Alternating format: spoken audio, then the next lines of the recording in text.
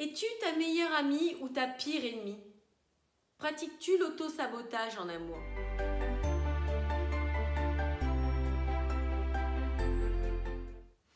Il est difficile à croire, mais un couple sur 4 ont une relation qui échoue à cause d'un des deux partenaires qui va pratiquer l'auto-sabotage. Qu'est-ce que l'auto-sabotage? C'est la personne qui va prendre une cigarette alors qu'elle est asthmatique. C'est la femme qui est au régime et qui va foncer dans le pot de Nutella.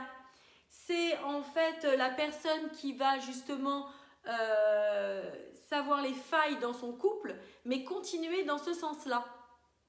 Et ça, c'est quelque chose que l'on fait à l'encontre de nous. On a un objectif à atteindre et pourtant, on va agir complètement à l'inverse de ce qu'il faut faire. Alors, quand on regarde de plus près, on comprend que l'auto-sabotage est une blessure qui n'a pas été guérie dans notre passé, aussi bien au niveau de nos histoires passées que dans notre enfance en fait. On a vécu un traumatisme.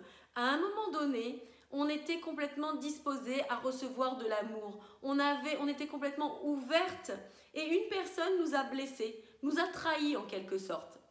Et au final, on a senti que l'on n'était pas méritante pour recevoir cet amour. On a senti qu'on n'était pas digne de cet amour.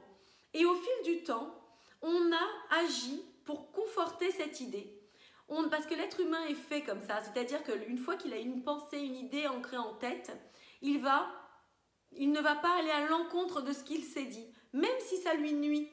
Il va comme ça confirmer que oui, par exemple, c'est quelqu'un qui ne mérite pas l'amour. Et pour ça, il va avoir des agissements qui vont perturber ses relations jusqu'à aboutir à des séparations.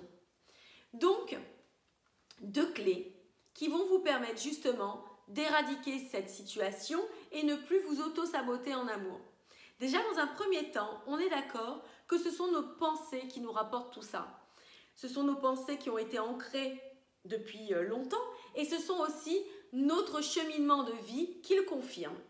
Donc, pour ne plus s'auto-saboter, il faut essayer justement de mettre en place des actions qui vont contrer ces pensées.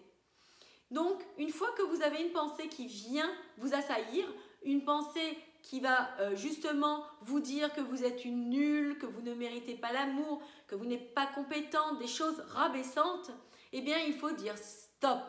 Simplement le mot stop.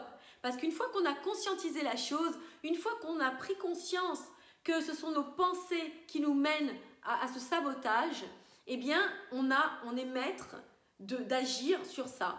Et il nous faut des petits trucs comme ça. Et donc, en disant stop simplement, on contre la pensée, on l'éradique. Deuxièmement, on va changer ces pensées par du positif. Et pour ça, il y a un petit exercice qui est très facile. C'est-à-dire, vous prenez un cahier et vous allez justement, d'un côté, mettre tout ce qui est négatif en vous et de l'autre côté, tout ce qui est positif. Et vous allez voir comme ça que malgré tout, il y a beaucoup de choses qui sont positives dans votre caractère, dans votre personnalité, des choses qui sont de vraies valeurs ajoutées dans la relation. Donc ces choses-là, vous les gardez. Elles sont là pour que vous puissiez vous y replonger quand vous avez un moment de trouble, de vague à l'âme. Essayez de bien voir ce qu'il en est. Et de l'autre côté, toutes les pensées négatives que vous aurez marquées, regardez si elles sont vraies.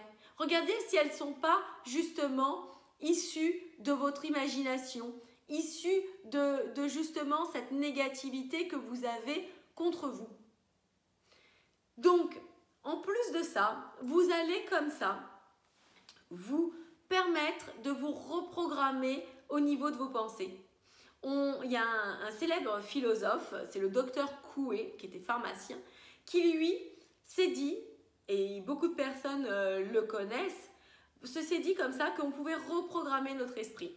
On pouvait contrer nos idées négatives. Donc comme ça, vous allez pouvoir vous remettre en place de nouvelles idées. Et imaginez-vous, vous ne vous trouvez pas assez belle, eh bien, vous allez vous répéter tous les jours que vous êtes une personne pleine de charme, que vous êtes une personne qui vous améliorez, qui tendez à être de plus en plus agréable et jolie.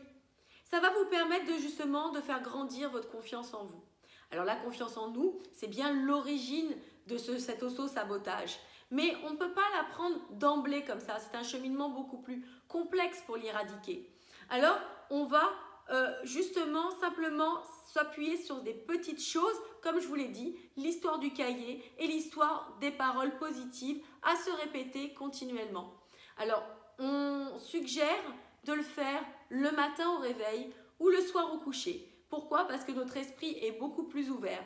Et moi, je prône vraiment le soir. Le soir avant de vous coucher, pratiquez ça. Dites-vous, répétez-vous les choses qui sont positives pour vous et qui vont vous permettre justement de changer la donne et de ne plus vous auto-saboter. Et deuxième chose à mettre en place, c'est ne pas quitter de votre esprit le but à atteindre.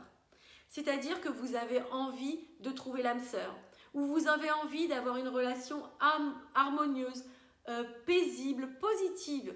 Donc, il va falloir mettre en place des actions qui vont vous amener dans ce cheminement.